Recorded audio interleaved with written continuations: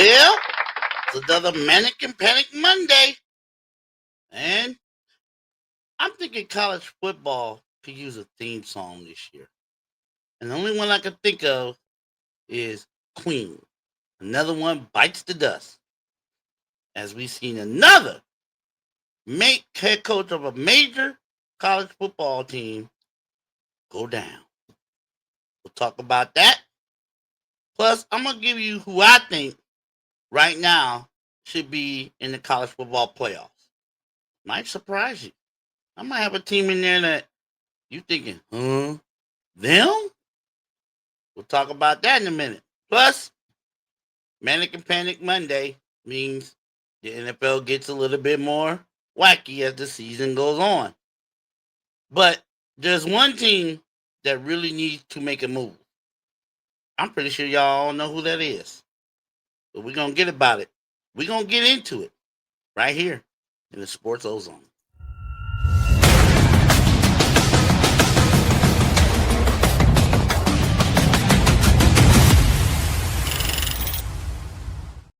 Greetings and salutations, and what up, and how you doing today?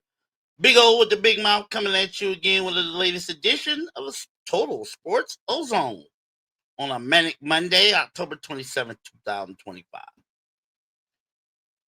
Well, let's get into it with the NFL. Jerry Jones, I know you probably ain't listening, but somebody need to steer you to what I'm about to say.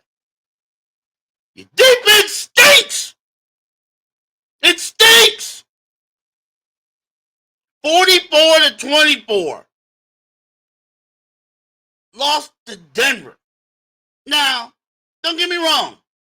Denver has an outstanding defensive front line. No doubt about it. And Dak didn't have his best day, but they did score 24 points. But your defense stinks!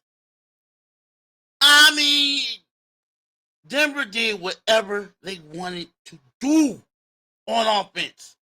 If they wanted to run the ball, no problem.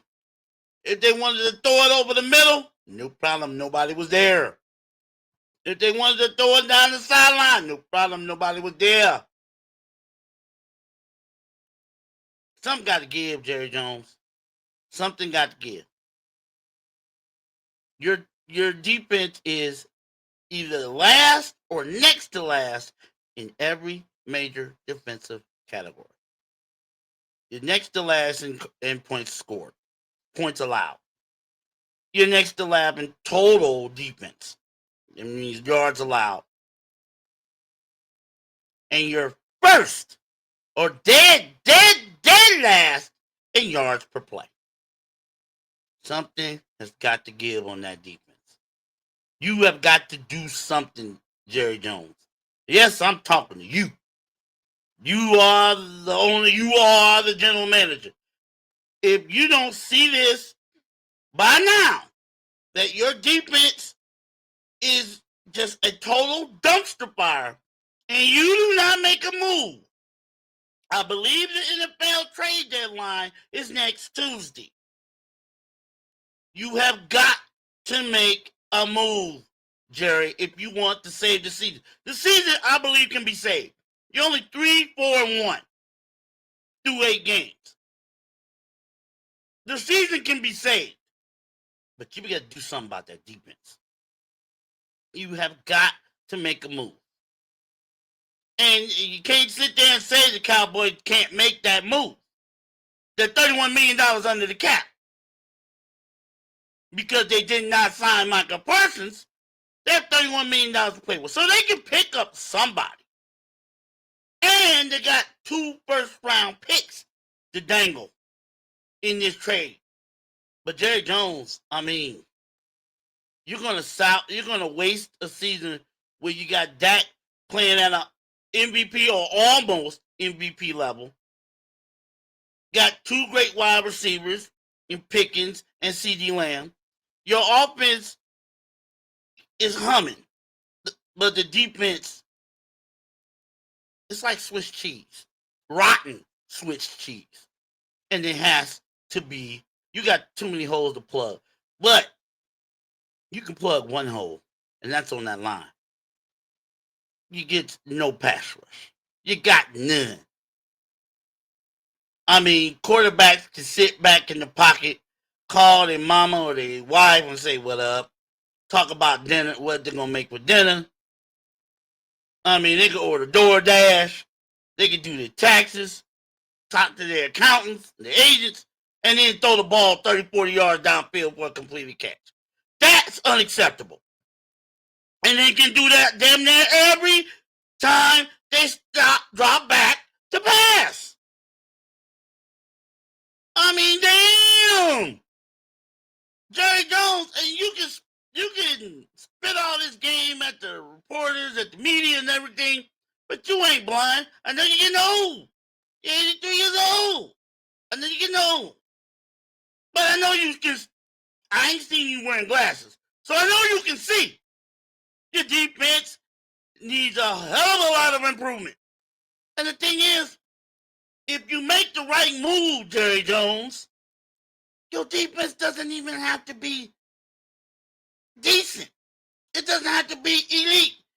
With that offense and the way that offense can put up points, your defense just has to be mediocre, less than average, and you can have a great chance to make the playoffs, especially in the NFC East. The Eagles, yes, the Eagles lead the division, but there's a lot of infighting going on, so they can be picked off. The Washington Redskins got a lot of injuries, especially Jalen Daniels. They're just now getting Deebo Samuels back. But their defense is not that great, so they can be picked off. Hell, you beat them. You already got one win against them, and you have a win against the Giants. And the Giants just took a major hit with the loss of their running back, Cam Scatterboo, to a very gruesome, I don't even want to discuss it really, but it's a very just gruesome ankle injury. It doesn't look like he's going to be playing anymore this season. And my heart goes out to him because he was playing really good. So the division is still yours to get. You got 9 games remaining. You can still turn this around. But you got to make a move. You can't just sit there and stand pat and just wait for this defense to develop. After 8 games, it ain't developing no further than it is right now unless you make a move. And you've already admitted, Jerry Jones, that you spit the bit on the Michael Parsons fiasco. You can make it right, or you can at least attempt to make it right by trading for a defensive end. Somebody who can rush that quarterback. Give that quarterback a little bit of moment of pause. Give him a little bit of reason to think. A defensive end that maybe commands a double team. And you know, there are a couple out there. And you know who I think would be perfect? I don't know if the Cowboys will be able to get him, but I think he'd be perfect. Myles Garrett. That's right. I said it. Myles Garrett. And yes, I'm a Browns fan. And I would love nothing more than to have Myles Garrett retire as a Cleveland Brown. But I'm sorry. Myles Garrett is a generational talent. He is. I don't even want to hear about J.J. Watt or T.J. Watt or Mike. He is the best defensive player we've seen in the past 3-4 years. He's the best defensive end we've seen. I'm thinking since maybe, well, I don't know, Mike Shanahan maybe? I don't know. He's the best. He set a record yesterday. 5 sacks yesterday's game. Unfortunately, a loss against New England. But he set a record. Most sacks in his career before the age of 30. He broke Reggie White's record. Has 110 sacks. And he doesn't turn 30 until around mid-December. That man I don't care what anybody say. That man deserves to be playing for a contender. Somebody, a team that is at least trying to make the playoffs. And let's face it, ladies and gentlemen, the Cleveland Browns ain't trying. If they were trying, A, they would sit Dylan Gabriel down. And B, their head coach would be gone. Their head coach would be fired. So they're not trying.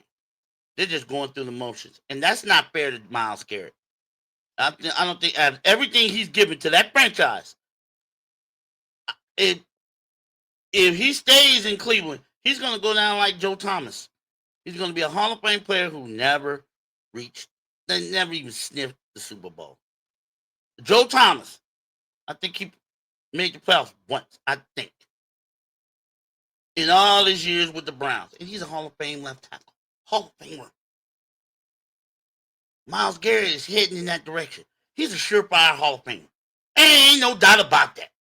He's a surefire Hall of Fame. When you win Defensive Player of the Year twice, you're going in the Hall of Fame.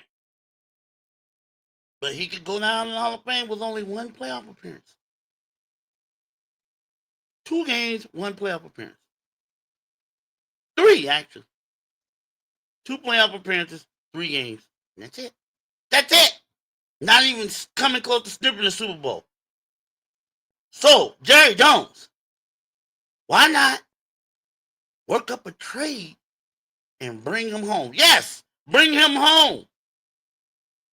Myles Garrett's from Arlington, Texas. Why not bring him home?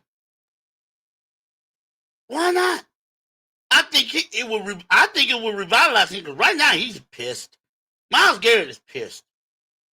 So why not bring him back home and play in front of his home team, for his home team, the Dallas Cowboys? Damn the cap. Damn all that. You worry about cap ramifications after the season. You got 2 first-round picks, Jerry Jones. You ain't going to do nothing with them. And the Browns, let's face it, they're rebuilding again. They're going in. I'm pretty sure this is the start of another full tilt rebuild for the Cleveland Browns. So why not give them the picks and bring Myles Garrett home? Why not give him 1 or 2 picks, maybe a player to even out the cap, and bring his ass home? I think that would be a perfect move.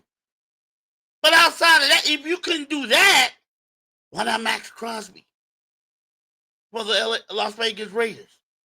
Why don't you make a trade with them? You've done that before. You traded with the Raiders and got Amari Cooper. Why not trade with them again and get Max Crosby? Why not? You need help on that defensive line. So why not get players who at least make the other team think about double teaming? Because you have absolutely nobody on your defensive line right now that even have the offensive coordinator thinking about having the line double team him. You don't have that. As you can see, when you're second to last in yards allowed. You got to get some help, Jerry Jones. Yes, I'm talking to you. You have got to get some help on the goddamn line. Excuse my French. Otherwise, it's going to be like this every single week. Teams, you're going to have to basically outscore teams to win games. And that ain't going to get you in the playoffs. Because you'll probably be able to do that at home.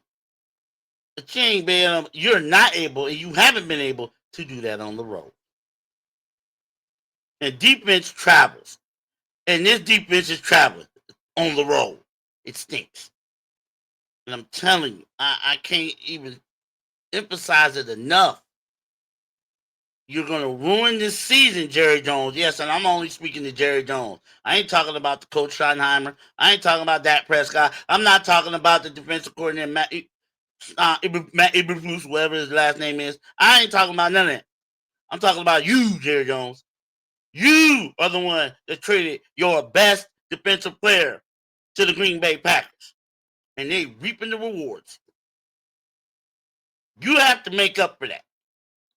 And the only way you're going to make up for that in the eyes, I'm pretty sure, every Cowboys fan that knows better, you got to replace that player. And you got to replace that with somebody of equal or better value. And let me say, Myles Garrett is better than Michael Parsons. Period. Numbers don't lie. And he's been making those numbers on a pathetic team. A team that can't score more than 17 points in a game.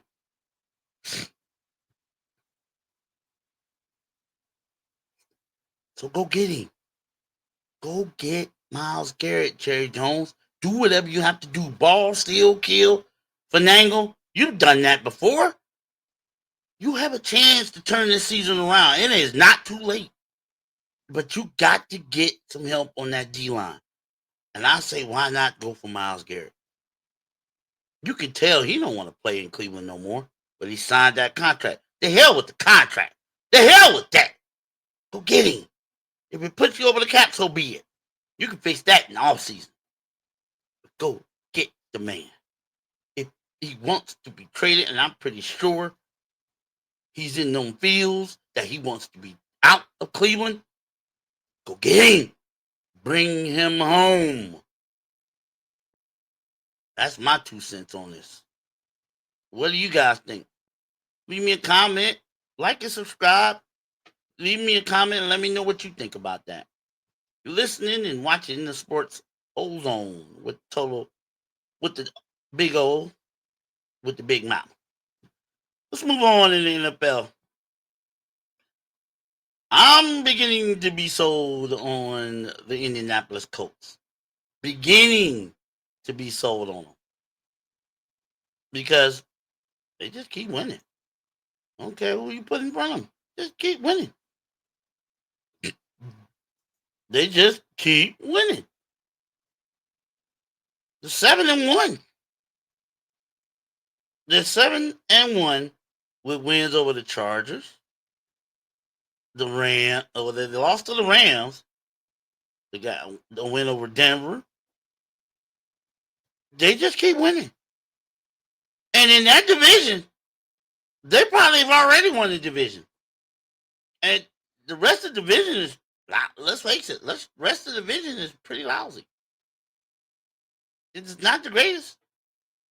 You got Jacksonville, you got Houston, you got Tennessee. They've probably already won that division. Probably about 2-3 more wins that they got that division wrapped up. My question is, are they legitimate Super Bowl contenders? I mean, could you see the Colts as they are constructed right now beating the Buffalo Bills, beating the Kansas City Chiefs, beating, if they get right, the Baltimore Ravens, beating the Los Angeles Chargers? What about them? I mean, Daniel Jones, to me, he's top 3 in the MVP voting. Top 3. No doubt about it. Alexander. Taylor, the running back. Offensive player of the year. In the running for that. He leads the league in rushing. So he's in the mix for offensive player of the year. No doubt about that. No doubt. Defense, like I said, the defense is, they just do what they need to do. They can rush the quarterback. They make plays when they need to. They just do what they need to do on defense. And it works. It's been working. It has been working to a T. And nobody saw this coming. Could they beat the Chiefs, though? The Chiefs are in full strength now. Patrick Mahomes got all his toys back. He got all his weapons. Rashee Rice. Worthy. Kelsey. Pacheco. Even throwing a little Cream Hunt in the mix. He even got a couple of Juju. Got a couple other players. He got all his toys back. And I keep saying, you can't never sleep on the Chiefs. Now, as long as Patrick Mahomes and Andy Reid are running the show, can't sleep on them. Because the Colts beating them. Because right now, if the schedules play out and the records play out the way a lot of people are thinking, the Colts will have home field advantage throughout the playoffs. That means the Chiefs would have to go to Indianapolis in the Lucas Oil Stadium for the divisional playoff or the AFC Championship game. Could the Colts beat the Chiefs? I don't know. They look at week after week. They looking more like they could, or at the very least, they're gonna give the Chiefs a hell of a run. Do I think they could beat the Bills? Hell yeah. The Bills' defense is wishy-washy. Josh Allen is Josh Allen, no doubt about that. He is the straw that stirs that drink. But their defense, I don't know if it's injuries, I don't know if it's scheme, but their defense is vulnerable. They looked pretty good yesterday against the Panthers, but it has been shown to be vulnerable, especially against teams that could run well. And the Colts, with Jonathan Taylor, can run very, very well. So again, my question to you out there: are the Colts legit? Could they make a run all the way to the Super Bowl? The way they're playing right now, the way they're constructed right now, could they make it to the Super Bowl? I don't know. I don't know. I'm still riding with the Chiefs myself. I got to ride with the team that has done it, been there, and done that. And they are the defending AFC champions until somebody beats them. So, my opinion right now is this: the Chiefs will get pushed and pushed hard by the Colts. But I will never doubt Patrick Mahomes. That man knows how to pull a rabbit out of his hat better than most magicians I've ever seen. So I'm never going to doubt Pat Mahomes as long as Andy Reid's coaching him and as long as he got all his weapons with him. I'll never doubt him. But I believe the Colts, not the Bills, but the Indianapolis Colts could push them. I wouldn't be surprised if they upset them, but they can definitely push them. But I'm still taking the Chiefs to go to the Super Bowl out of the AFC. What do you think? Hit me up with a comment. Please hit the like and subscribe button. I'm doing this for y'all. Like I said, I'm a fan. That's all I am. I'm a fan. Just telling it from a fan's perspective. I'm not no reporter. I'm not an analyst. None of that. I just tell it like it is, how I see it. And maybe some of y'all see it the same way. Maybe some of y'all see it different. But let me know. All right, let's change it up.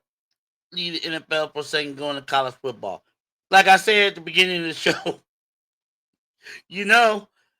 this college football season should have a theme song. And it should be Queen's Another One Bites the Dust. Because another head coach has bitten the dust. Reported last night, Brian Kelly has been fired as head coach of the LSU Tigers. I can't say I'm surprised. I'm not. I can't say I'm surprised. LSU has been teetering on the brink all year. I mean, they started out good with a good road win against Clemson. So you're thinking, all right, LSU. If you're a Tigers fan, you were like, yeah, we coming. You just beat Clemson. Everybody was talking Clemson was gonna be in the playoffs and good pick to win the national title. We beat them in their house. So yeah, they were up, right? What happened? What happened was this: you don't score enough points. You in the SEC, and you're averaging what? Less than 20 points a game? Round that? Ain't gonna get it. That's not gonna get in the SEC. Not with Georgia. Not with Alabama. Not with Texas A&M, Oklahoma, Texas. You better put some points on the board. Now you got Vanderbilt to deal with, Missouri. You got Tennessee. You got to put some points on the board. And that's LSU's problem. They don't. You saw that game Saturday. The one that got him fired.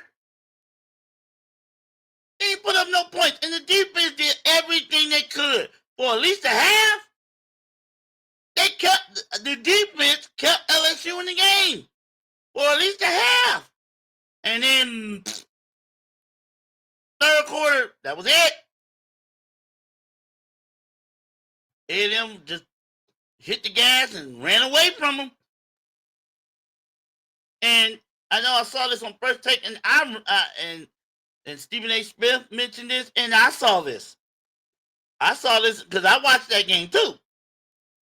I ain't never seen Tiger Stadium being half empty halfway through the third quarter. But that's what it looked like.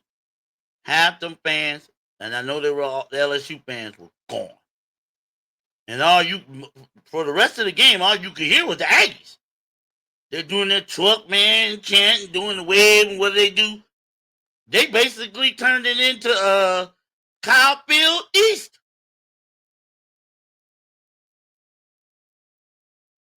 I knew. And the rest of the fans that were there, they were the LSU fans that stuck around to see the rest of that fiasco were chanting, "Fire Kelly, fire Kelly, fire Kelly, fire Kelly." And it got louder and louder and louder. And guess what they did? Sunday night, they fired him. Now, $54 million buyout. $54 million. $54 million. The not coach. Sometimes I be thinking I'm in the wrong profession. I should have gotten the coaching. College football, something like that. I should have gotten it. Because if you can get paid that much, $54 million to not do your job? You got to be kidding me. That's the buyout. $54 million to not coach. Now, let's go into the reason why LSU this morning is looking for a new head coach. I'll tell you one reason. Not just because of offense, no or lack thereof.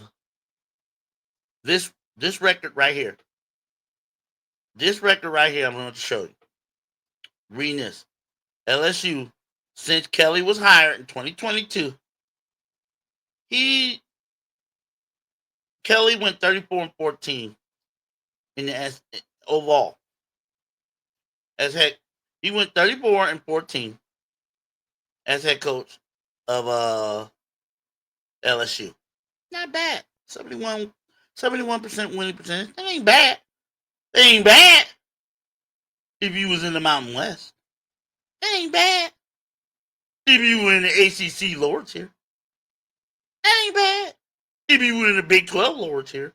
Like if you were at Kansas State. Teams like that. But if you in SEC country, you in LSU with all the money and resources that are invested into that program, 34-14 is alright, but it ain't gonna be good for too long, and it wasn't. And here's the big bubble that got Brian Kelly fired. I think he's 4-11 in AP ranked matchups. In ranked matchups, he was 4-11. That ain't gonna do. That wouldn't do in the top tier of the Big Ten. I know it ain't gonna do in the top tier of the SEC. I mean, can you imagine Ryan Day going 4-11 against ranked matchups. On top of losing 4 straight to Michigan, his ass would have been gone a year or two ago. Straight up. So I know it's going to not work in the SEC. In the SEC, as much money as those schools spend, especially the top tier schools, as much money as those schools spend on their football program with the NIL and all this and that, you better win. You better win big. You got to win the big ones. And in the big one, LSU, you got to win the Bama, against Arkansas, against A&M, Ole Miss, Georgia. You got to win them games. Florida. You got to win them games more often than not. And I guess the athletic department and administration was patient enough with Brian Kelly just for enough. He did coach a Heisman Trophy winner in Jalen Daniels. He did do that. He did but he never got to the playoff.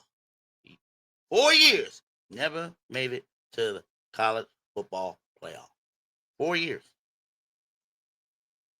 And then this year, like I said, it started off great, winning on the road against a top 5 opponent in Clemson. That's a great way to start the year. And you think you would build on to that. They got worse and worse and worse. And the reason why they got worse and worse and worse, no offense. I mean, none. A lot of 3 and outs, a lot of turnovers, a lot of drive killing penalties. That's what I saw Saturday. They hung with Texas A&M for most of a half. And then, like I said, A&M hit the gas and left their ass. Just pow. That's what happened. That's exactly what happened.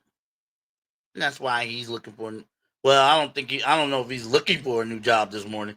With a $54 million buyout, I think he can sit for a while.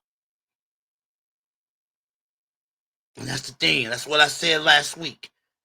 College football, especially at these big time institutions, this ain't just the sport no more.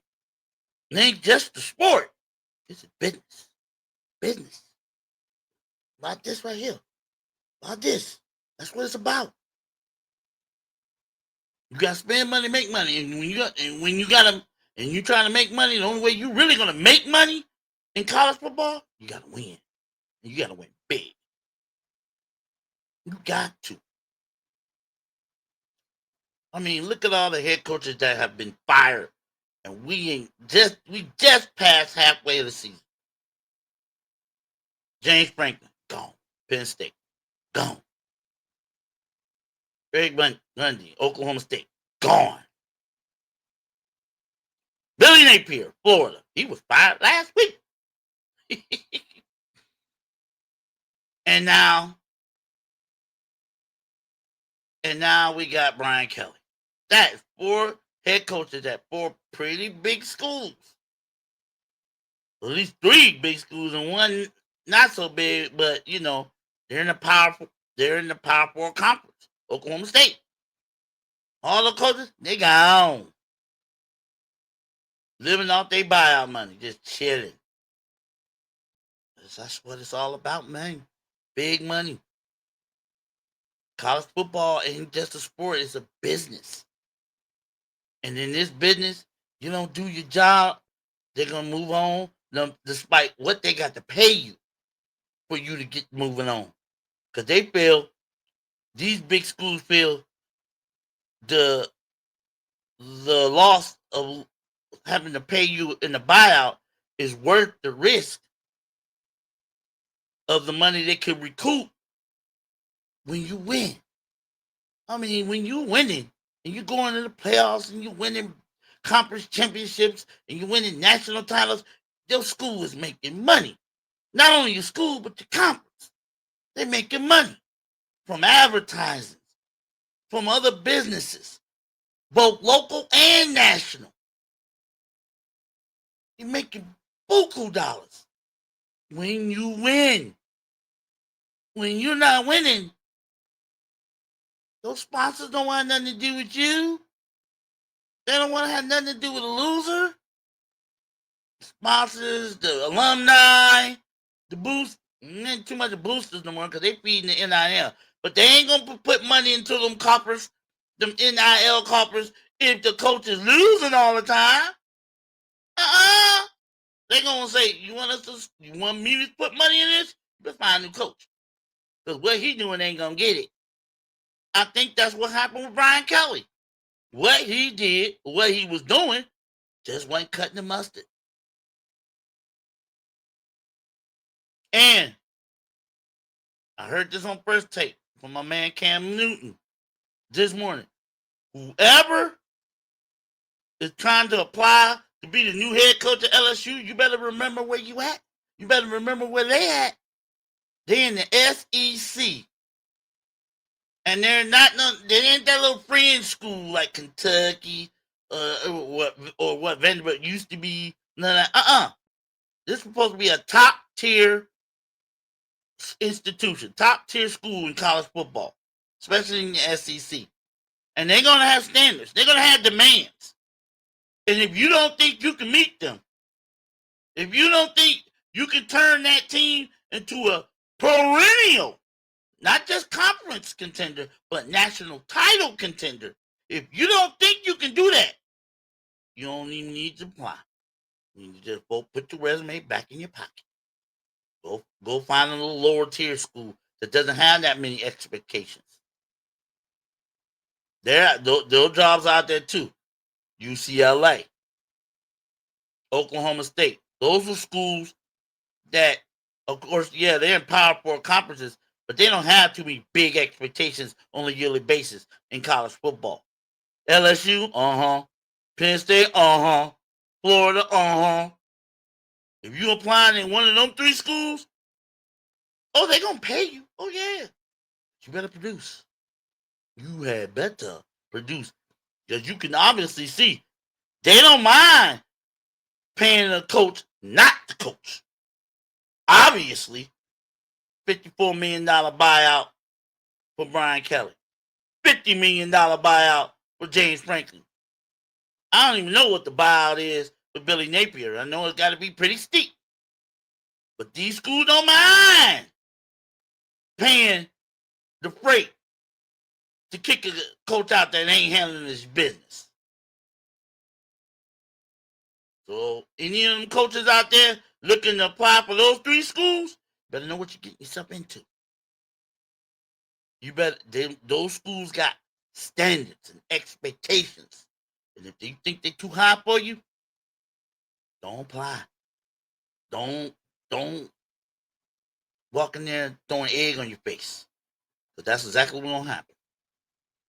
And to these athletic directors, what are you doing? What in the hell are you doing? $54 million buyout.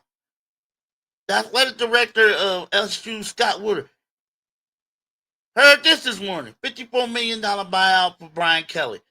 He was also at Texas A&M when he fired, what's his name? Jimbo Fisher. Now, name skipped my head for a minute. But he was there when he fired Jimbo Fisher from Texas A&M. $74 million buyout. So, two head coaches, because of Scott Woodard, are going to be sitting on the beach earning a total of $130 million. $130 million to not coach. Like I said, I think I'm in the wrong business. I think I was in the long run. I think I got into the wrong line of work a long time ago. If somebody go pay me so many millions of dollars to not do my job, where the money at? Where the money? Did you dump it? Did you deposit in my bank account yet? Let me check. Check my bank account here. That's what I be. These athletic directors are going overboard. with I know these coaches come with great resumes, some of them, but you shouldn't be. Come on now, the school got to eat that. What if they fire you for firing him, making the school eat that kind of money? You might want to think about that. The next head coach, Scott Woodard, the next head coach that you hire at LSU, you might want to tame it down a little bit. Let the man earn the right to have a $50, $60, $70 million buyout on his contract. In other words, why don't you just hire him 2-year contract, 3-year contract, and then go from there? How hard is that? That's what I think you need to do. These next head coaches, quit hiring in the 4-5-year deals. Give them 3 years. Let's see what they. Because 3 years you can turn. I mean, in less than 3 years you can turn a team around. Ask Kirk Cignetti in Indiana. If you come with the right, like bringing the right culture, the right attitude, bringing the right players, you can turn a team around in less than 3 years. But it's being done as we speak with Indiana. It's being done as we speak with Vanderbilt. So it ain't like it can't be done. So you don't have to pay these new head coaches like they didn't hit the lottery for the first 3 years. Let them earn that. That's all I'm saying. $54 million to not coach is way too much. Way too much. $76 million is like, oh, you got to be kidding me. Too much. But that's what we got. $130 million for 2 coaches, not the coach. Ooh, boy. But that's where we at. And I blame the athletic directors and the boosters and the alumni for that. So your next head coaches, Oklahoma State, Florida, LSU, Penn State, tame it down a little. Tame it down. I don't give a damn who the coach is. I don't care if they won where they were at previously or whatever. Tame it down. Let them earn that. Let them earn that kind of money in case they get fired for a buyout. Let them earn it. 3-year contract. Initial 3-year contract. Yeah, $3 million, $4 million. Let's see what they do. Let's see how they develop the program. Bring it back up. Because these programs, LSU, Florida, Penn State, they're not that far away. They just need a little bit of a kick in the ass. That's all. So, team it down next time. Yeah, right. They gonna do that. Sure. Big O with the big mouth in the Total Sports Zone. Let's move on. Last thing I want to talk about today.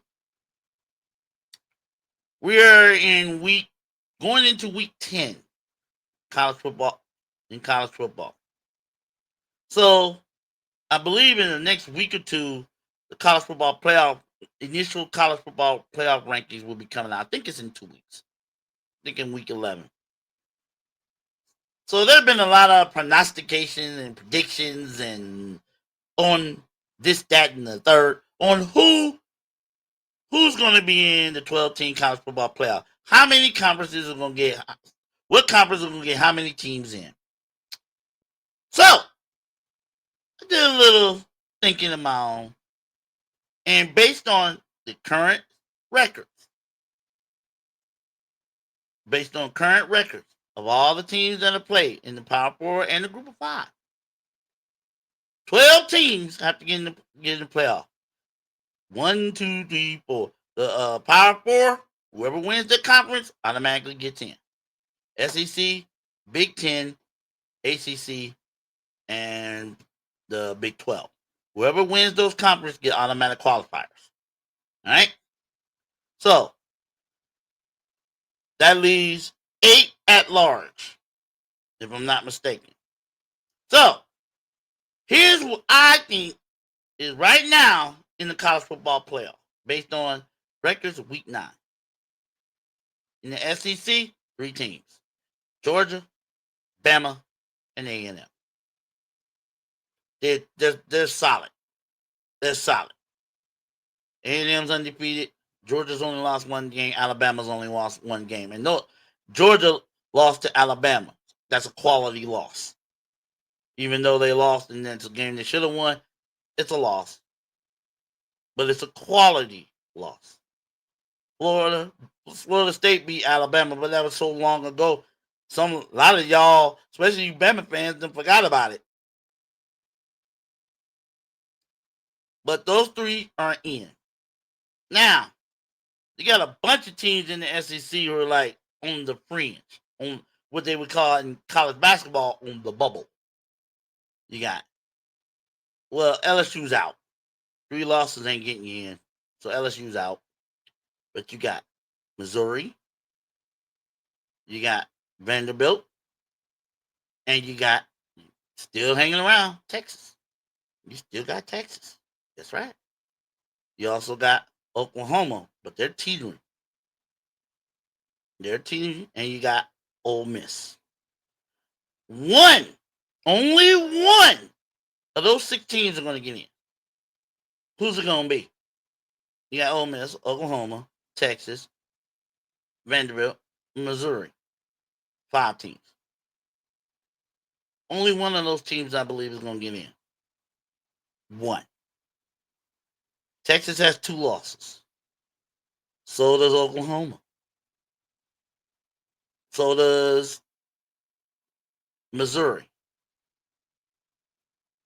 Vanderbilt only has 1 loss. Ole Miss only has 1 loss. Only one of those teams are going to get in, though. One. I don't know who's it going to be. Could it be Oklahoma? My money leans towards Ole Miss. Why? Because they have a much easier schedule down the stretch than all those other teams. My money is on Ole Miss. So, 4 teams out of the SEC will get in. Out of the Big Ten, you only got 3. And I don't want to hear about none of the others. I don't want to hear it.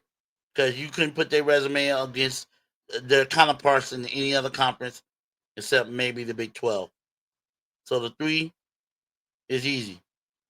Ohio State, Indiana, Oregon.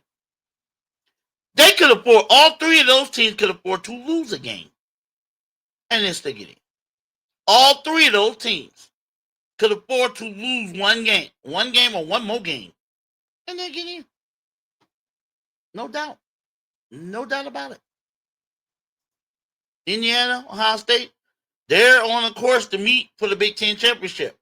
If them 2 go this whole season undefeated, they're in. No matter what happens in the Big Ten championship. If they don't lose a game, and odds are they may not, they're in. Both of them. Oregon, they can afford 1 loss. 1 more loss. But looking at their schedule, I don't see it. So those 3 teams are in. One of them will be in with the qualifier, and then the 2 others that are at large bids. We'll grab at large bids. Because, like I said, if Ohio State, Indiana, both undefeated, they don't play each other this year. So the only time they may meet is in the Big Ten championship. If they get to that point, they're in. Both of them, no doubt. So they would have went 12-0 in a Power 4 conference. They're in. Either one. And Oregon, they go 11-1. Whether they win the Big Ten championship or not, they're in. They can go 10-2 and they'll still get in. Like I said, those 3 teams can afford a loss and they'll get in. So in the Big Ten, Ohio State, Indiana, Oregon. There's nobody else. I don't think anybody else is on the fringe. I don't think. Michigan, maybe. I think the only way Michigan gets in, they went out and beat Ohio State. They might get in. That might get them in. Because you beat the number 1 team. If Ohio State keeps winning and Michigan beats the number 1 team in the country, that might be enough on their resume to get them in. But they can't afford to lose another game. But they cannot afford to lose another game, period. They already got 2 losses in conference. They cannot afford to lose another game. So they're on the fringe. They're on the bubble. So you got 3 locks in the Big Ten and 1 team on the bubble. Everybody else is getting in where you fit in, including Iowa. Everybody else in the Big Ten is getting in where you fit in. Unbelievable, especially with Penn State and how they fell flat on their face.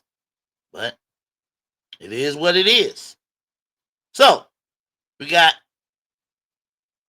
4. You got 4 teams in the SEC. Actually, I got 3 teams in the SEC as locks: Georgia, Alabama, A&M. I got 3 teams in the Big Ten that are locks: Indiana, Ohio State, and Oregon. That's 6 spots. 6 spots. Now, ACC. Got Georgia Tech. I got Miami. And that's it. Everybody else, get in where you fit in. But I got Georgia Tech and I got Miami. Yeah, I heard Virginia and all that. Yeah, they're ranked in the top, but I know they got that win over Florida State. And then you might even think about Louisville. So those 2 teams are on the bubble. But I got Georgia Tech, and Miami as locks. If Miami keeps winning, they can't afford to lose another game, though. Especially how they played against Louisville. And they bounced that back pretty good against Stanford. Although they were struggling a little bit in the first half, they did hit the gas and ran away from them. So I got Georgia Tech and Miami as locks. I have Virginia and Louisville on the bubble. On the bubble. Everybody else, get in where you fit in. So, I got 6. That's 8 teams that I got as locks. 8. Now, let's talk about the Big 12. I got BYU, and that's it. You got bubble teams: Texas Tech, Arizona State. Yeah, those are Utah. Those are bubble teams. They own the bubble. But my lock out of the Big 12 is BYU. That's my lock. That's 9. Now, because they have no conference affiliation, you're going to throw Notre Dame in if they win out. They've already got 2 losses, but they're quality losses. Lost to Miami on the road, and then lost a heartbreaker at home to Texas A&M. So those 2 quality losses against highly ranked teams. So, Notre Dame don't stub their toe for the rest of the season, they're going to get in. I don't think it's right, because if another 2-loss team from a Power 4 conference has a better resume than Notre Dame, I think they should take the spot over them. Like Vanderbilt, maybe even Missouri. Maybe. Just saying. But Notre Dame's going to get in if they win out, because they don't have a conference championship to deal with. So if they win in at 10-2, they win out, they're in. So let's just assume that happens. So I got 3 from the SEC, 3 from the Big Ten, 2 from the ACC, Notre Dame, and BYU. That's 10 spots. So you got 2 spots left for at large. You're going to have to take a group of 5. And my pick right now from that group of 5, based on the win they got last weekend, is Memphis. I believe Memphis has the best shot of all the group of 5. The USF, USF, North Texas, and all the others, Tulane, whatever. Memphis has the best shot of grabbing that one of those 2 at-larges in the college football playoff. Memphis had a great win this weekend and put them back on the map. And they needed it. So Memphis can win out and win, what is it, the Conference USA, if that's the conference, they can win that. They're in. Now that leaves one spot, one wild card spot. Who's it going to be? Like I said, there's a lot of teams on the bubble. There are like 5 teams in the SEC on the bubble. One in the, I believe, 1 or 2, if you can look at that, from the Big Ten. You got 2 teams in the two, maybe 3 teams, 2 teams really in the ACC on the bubble. 3 teams in the Big 12 on the bubble. So you got 10 teams, at least 10 teams for one spot. And right now, for this week, I'm going to give that one last spot. Ding, ding, ding, ding, ding, ding, ding, ding, ding, ding, ding. Louisville. I'm giving that one last spot right now to Louisville. Why? They went down to Miami and beat them. They went down to Miami and beat them straight up. No cheat. They went down to Miami, who at the time was the number 2 team in the country, according to the AP, and they beat them. Now, the thing is, the thing you would be worried about, with Louisville would they have a letdown against Boston College? Oh, no, they didn't. Whoop the hell out of them. So that shows me that they're serious about this. So I'm going to pencil in right now Louisville for that last spot in the college football playoffs. So that's it. That's what I look at right now for week 10, going into week 10. Who I got is in the 12 spots for the college football playoff. 3 from the SEC, 3 from the Big Ten, 2 from the ACC, 1. Yeah, 1 from the Big 12. Notre Dame. Yeah, I got 4 in the SEC. My fault. 4 in the SEC, 3 in the Big Ten. That's 7. 2 in the ACC. That's 9. Notre Dame, 10. BYU, that's 11. And right now, Louisville. That's the 12. What do you think? Is there a team you think should get in over another team? Did I put too many teams in from the Big Ten? Did I put too many teams in the ACC? Let me know what you think. Drop me a comment and please like and subscribe. Like I said, I love doing this. I love doing this every day. And I'm just telling it from a fan's perspective. So hit me up and let me know how I'm doing. And hit that like and subscribe button. That's going to do it for me today in the Sports Ozone. Oh yeah. Tomorrow we got to start talking a little bit more about NBA. Victor Wembanyama look like he's trying to be MVP. And he's definitely in the running for Defensive Player of the Year. He's averaging 6 blocks a game. Can he do it? We're going to delve into that a little bit more. Plus, what's wrong with the Boston Celtics? We're going to get into that tomorrow, too. We're going to start talking a little bit more about the NBA. But tonight, remember, Commanders playing the Chiefs. Monday Night Football. I'm picking the Chiefs. So, have a good night. We'll see you tomorrow here in the Ozone. Peace.